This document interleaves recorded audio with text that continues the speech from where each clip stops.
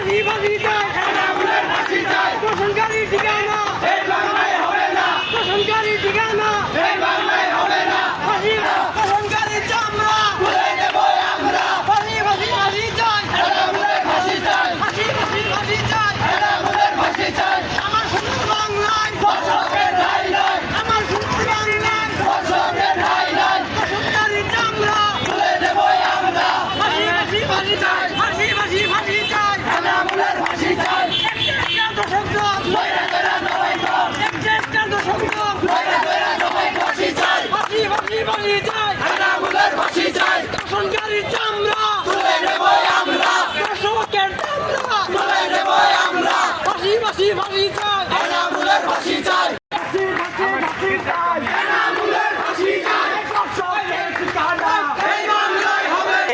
আসলে এখানে আছি যে কাহিনীটা নিয়ে এটা হইতেছে আমাকে খোয়ার পারে আমাদের বাগ্নে স্বাধীন মানে বিয়ে করছে প্রায় 1.5-2 বছরই হবো। বিয়ে করার পরে মানে যে আর কি দর্শককারী তাদের বাড়িতে আর কি ভাড়া থাকতো এনামুলের বাসায় স্বাধীনেরা মানে কি বাসা ভাড়া থাকতো। স্বাধীন কর্মকর্তা যেহেতু বেকার ছেলে বিয়ে করছে এর লাইগা কাজ কামের লাইগা সকালবেলা থেকে বাসা থেকে বের হয়, রাতের বেলা আবার যা বাসায় বউ থাকে তার একা। এর আগের বার মেসেঞ্জারে বারবার কুপ্রস্তাব দিছে, এটা প্রমাণ সহ আমাদের কাছে আছে। তখন এলাকার কিছু বড় ভাই চারি জাগর আছে সবার কাছে জানানো হয়েছে, তারা কিছু সবাই মিলে একটা বিষয়টা করে দিছে মানে হ্যাঁ।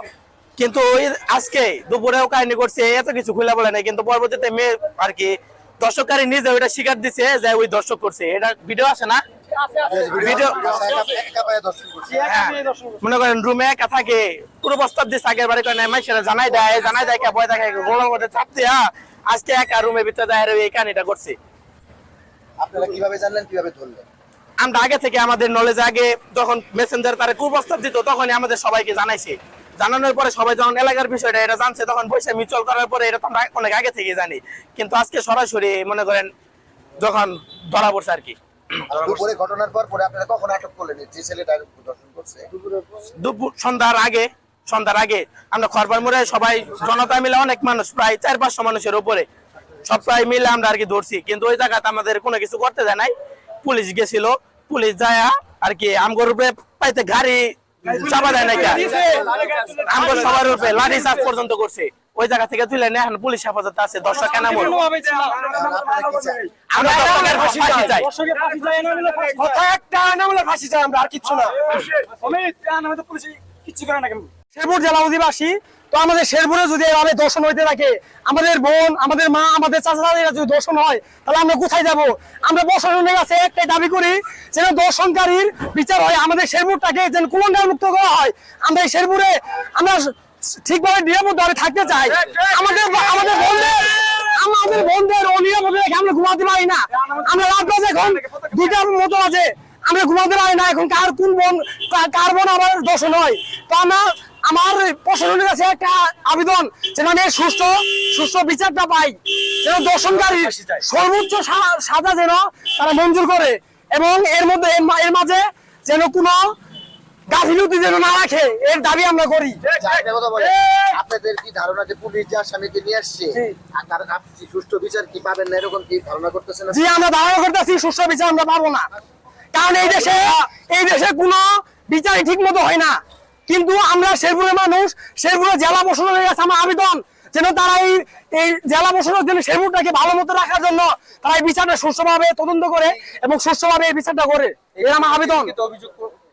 পরিবারের পক্ষ থেকে কিংবা আপনারা যে পরিবারের পক্ষ থেকে ভিতরে আছে লোকজন, তারা লিখিত অভিযোগ করছে কিনা, করছে অভিযোগ করছে ভিতরে আছে। সে কি করে? সে যে আমি তার সম্পর্কে ঠিক জানি না, আমি তার বউ থেকে আসছি। আসলে কি বাড়ির মালিক? এই সন্ধ্যা 8টা সাড়ে 8টার দিকে আমরা হঠাৎ করে খবর পেলাম যে খোয়ারপাড় এলাকায় ধর্ষণ করা হয়েছে সন্দেহে একজনকে গণপিটুনি দেওয়া হচ্ছে। আমরা তাৎক্ষণিকভাবে আমাদের যে ফোর্স পাঠিয়ে দেখি যে সেটা সাফিসিয়েন্ট না, আরো ফোর্স যায়, এবং যেই যাকে ধর্ষক সন্দেহে গণপিটুনি দেওয়া হচ্ছে তাদেরকে আমরা তাড়াতাড়ি তাকে আমরা তাড়াতাড়ি রেস্কিউ করার চেষ্টা করি। তো এই বিষয়টা মানে এলাকার উত্তেজিত যে জনতা তাদের মধ্যে হচ্ছে যে একটা ক্ষোভ তৈরি হয়। তো কিন্তু তারপরেও হচ্ছে আমরা সর্বশেষ যে ধর্ষক সন্দেহে যে ব্যক্তি তাকে আমরা হচ্ছে থানায় আমাদের পুলিশ হেফাজতে নিয়ে আসি, এবং সাথে পাশাপাশি হচ্ছে আমরা ভুক্তভোগী ও তার পরিবারকে বলি থানায় এসে হচ্ছে আমাদের সাথে বিস্তারিত বলতে। তো আমরা হচ্ছে ভুক্তভোগী এবং তার পরিবারের বক্তব্য শুনেছি এবং তাদেরকে মামলা করার পরামর্শ দিয়েছি। বিষয়টি হচ্ছে যে এখন আমরা তদন্তাধীন অবস্থায় আছি। মামলা যখন রুজু হবে পাশাপাশি হচ্ছে আমরা আমাদের তদন্ত প্রক্রিয়া চলমান রেখেছি। যাকে আটক করা হচ্ছে তার নাম ঠিকানা তার নাম ঠিকানা এখনো পুরোপুরি হচ্ছে যাচাই করা হয়নি, কারণ হচ্ছে যে খুব অল্প সময়ের মধ্যে আমাদের আনা হয়েছে। ভুক্তভোগী এবং হচ্ছে এই যে ধর্ষক সন্দেহের যে ব্যক্তি তারা হচ্ছে প্রতিবেশী অবস্থান করছিলেন। ঠিক আছে।